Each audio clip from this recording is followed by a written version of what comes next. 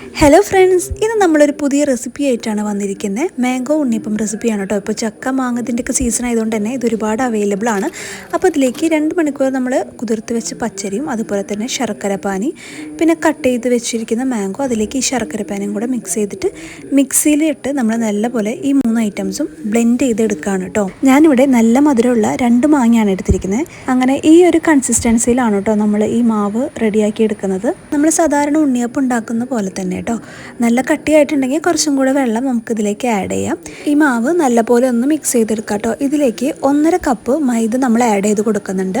Already നമ്മൾ അളന്ന് വെച്ചിരിക്കുന്നതാണ് കേട്ടോ. അതും നല്ലപോലെ ഒന്ന് മിക്സ് ചെയ്യാം. മൈദ ഇട്ടപ്പോൾ എനിക്ക് ബാറ്റർ ഭയങ്കര കട്ടിയായിട്ട് ഫീൽ ചെയ്തു. അതുകൊണ്ട് കുറച്ച് ഉപ്പും കൂടെ ആഡ് ചെയ്ത് മിക്സിയിലിട്ട് ഒന്നുകൂടെ ബ്ലെൻഡ് ചെയ്തെടുത്തിട്ടുണ്ട്. ഇപ്പോൾ ആ ബാറ്റർ കുറച്ചും കൂടെ ഒന്ന് സ്മൂത്ത് ആയി കിട്ടിയിട്ടുണ്ട്. അപ്പോൾ അതിലേക്ക് നമുക്ക് ആവശ്യത്തിന് ഏലക്കപ്പൊടിയും ഒരു നുള്ളി ബേക്കിംഗ് സോഡയും ആഡ് ചെയ്യാം കേട്ടോ. ഞാനിവിടെ എടുത്തിരിക്കുന്ന ഇൻഗ്രീഡിയൻസ് നമ്മളുടെ ഒരു ഏകദേശം ഐഡിയ വെച്ചിട്ടാണ് എടുത്തിരിക്കുന്നത്. അതുകൊണ്ടാണ് കേട്ടോ ഞാൻ അളവ് പ്രത്യേകം മെൻഷൻ ചെയ്യാത്തത്. അങ്ങനെ നെക്സ്റ്റ് നമ്മളത് സ്റ്റൗവിലേക്ക് ഒരു പാൻ വെച്ചിട്ടുണ്ട്. അതിലേക്ക് കുറച്ച് നെയ്യ് ആഡ് ചെയ്ത് കൊടുത്തിട്ട് തേങ്ങാക്കൊത്തും എള്ളും കൂടെ നന്നായിട്ട് ഫ്രൈ ചെയ്തെടുക്കുന്നുണ്ട് കേട്ടോ. നേരത്തെ നമ്മൾ മിക്സ് ചെയ്ത് വെച്ച ബാറ്ററിലേക്ക് തേങ്ങാക്കൊത്തും എള്ളും കൂടെ ആഡ് ചെയ്ത് കൊടുക്കുന്നുണ്ട്.